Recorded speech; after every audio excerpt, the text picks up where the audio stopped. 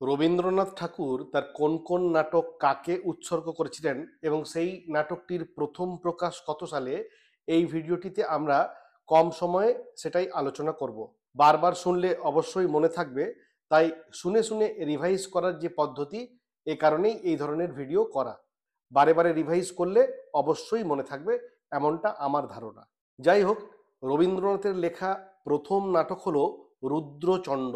1881 সালে এর প্রথম প্রকাশ এবং এটি তিনি উৎসর্গ করেছিলেন ভাই জ্যোতি দাদাকে, অর্থাৎ জ্যোতিরিন্দ্রনাথ ঠাকুরকে।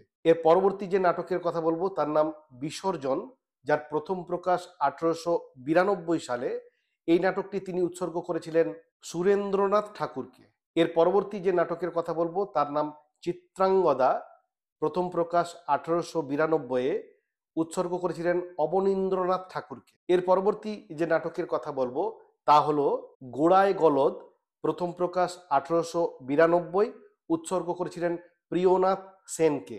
এরপর বলবো রাজা ও রানী নাটকের কথা, প্রথম প্রকাশ 1899 সালে, উৎসর্গ করেছিলেন দ্বিজেন্দ্রনাথ ঠাকুরকে।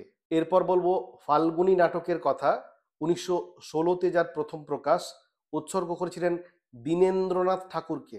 এরপর থাকছে কালের যাত্রা, প্রথম প্রকাশ 1932, উৎসর্গ করেছিলেন শরৎচন্দ্র চট্টোপাধ্যায়কে।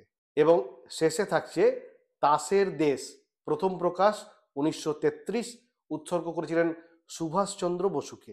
বাকি যে সকল নাটক তিনি লিখেছিলেন সেগুলি কাকে উৎসর্গ করা হয়েছে এই ধরনের কোনো তথ্য আমরা এখনো হাতে পাইনি। সেই জন্য যতগুলি পাওয়া গেছে সেগুলি ছাত্রছাত্রীদের সাথে শেয়ার করে দেওয়া হলো।